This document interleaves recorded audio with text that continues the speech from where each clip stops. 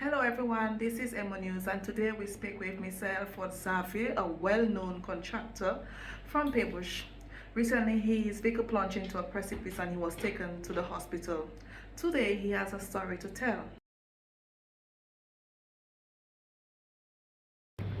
I'm Elford Xavier, house at Pebush, and I would like to just say what happened to me approximately 2 months back. I had a vehicle accident coming from my house, and from there I was taken to the emergency at Portsmouth, the hospital at Portsmouth, but I did not receive the care that I was looking for. I got some real lashes here, and this was falling, but the nurse took care of that for me. And I complained to the doctors that I was not feeling well and I have a lot of pain in my chest and my back because I really got a nice shock in the valley. And they just saw that for me, they stitched it how you call this, and they tell me go and buy paracetamol. I told them I have pain. And they sent me to the pharmacy, I will not call the name, in Portsmouth, tell me go buy paracetamol. And I was so afraid for my life. And I was so afraid that I went home, I took a bus, I went to my house and called some friends to sleep with me because of internal bleeding and injury. So I was afraid to be home alone. So I called my friends and they came sleep with me the night. Next morning I got up and I called my neighbor. I told her I'm in an accident, had an accident yesterday afternoon, and she came to my assistant, and that's where I got my first care, because she called someone who is a nurse, and they came to my home, and that's when they did. That's when she checked my pressure, she checked my sugar, and according to my mother, she sounded me. I don't know how they call that. And also she put her checking me to see whether I have any broken bones right at my home on the bed. And she was about to send me to the hospital at Roseau, but my children were proactive enough that the morning itself they booked a flight and fly me to the emergency in Guadeloupe. And I arrived in Guadeloupe next morning, and I was taken into charged by the emergency in Guadeloupe, and that what saved my life. I'm here, I can't work for the time because it's almost 2 months and a lot of body pain, chest pain, and or whatever it may be. But it's not a problem, I'm alive.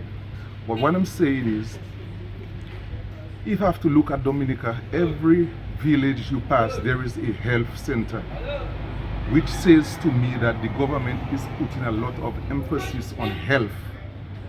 And if the government is putting a lot of emphasis on health and the health people, they are not doing what they are required to do, it is not a good thing. I think it is the government cannot be blamed for these things. There was a doctor, there was nurses. If they do not have the thing that is needed in Portsmouth, they could have referred me to Roseau, which my neighbor was about to do, but my children had already booked a flight that would go up to Guadeloupe, the emergency in Guadeloupe, for medical help.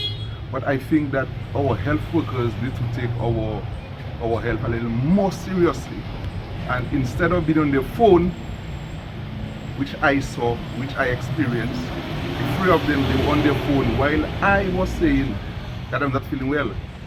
And they, instead of maybe doing like the nurse did at my home, come and check me out and see what happened, they sent me to buy paracetamol. I almost died home. And thank God that my children could have done what they did for me.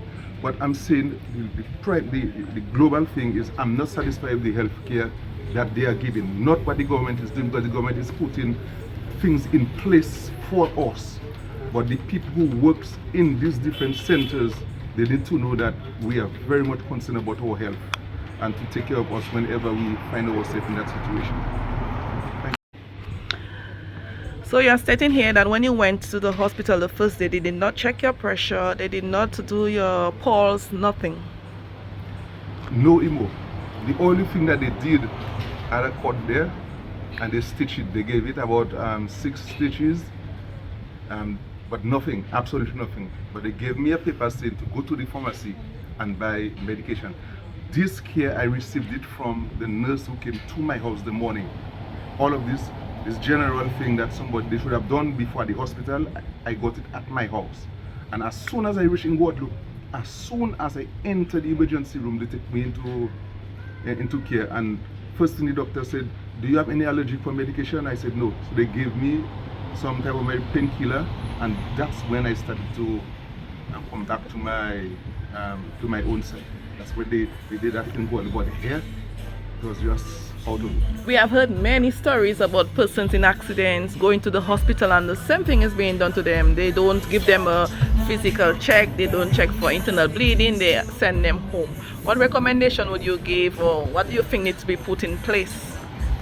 Well, I think everything is already in place, because if the government is doing all of that for healthcare, and we are hearing about healthcare all the time, new health centers, new hospitals, everything is happening. So the government is playing their part. I think the people who are in authority need to stick to their workers, because they should have, every nurse or doctor should have someone that is over them.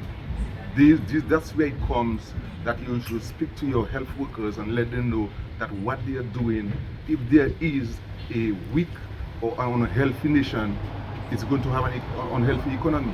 It's going to have an impact upon the whole nation if they are not healthy. So the health workers need to step up and do what is required of them, instead of being on WhatsApp, because that's what I saw in my own eyes while I was suffering.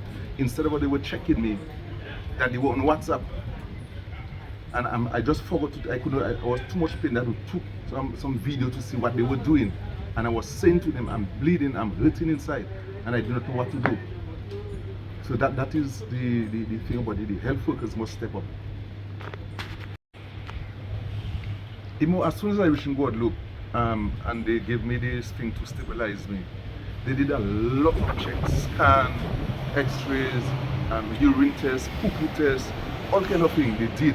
Now I asked a question to the doctor, why are you doing urine tests and poo-poo tests? I did not know the next name.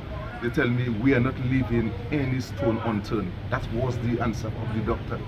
But they did all different tests that could ever happen to me. So if they could not have done it in Portsmouth, they might not have the facility or whatever, the machines in Portsmouth. The same way the nurse was going to bring me on her own, send me to Roseau, I think the hospital in Portsmouth would have sent me or refer me to Roseau, at least a scan or an x-ray, or at least give me a paracetamol to because I was afraid to take any.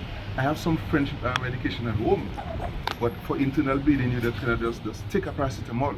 You have to know what to take and what not to take, which the nurse helped me to understand and give me.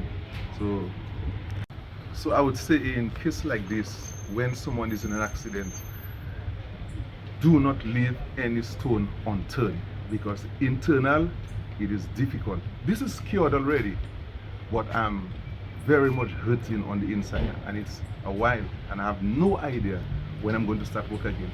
Don't leave any stone unturned. Thank you for talking to MO News, and we hope that you feel better pretty soon. Thanks a lot. You have heard the story of Elford Xavier.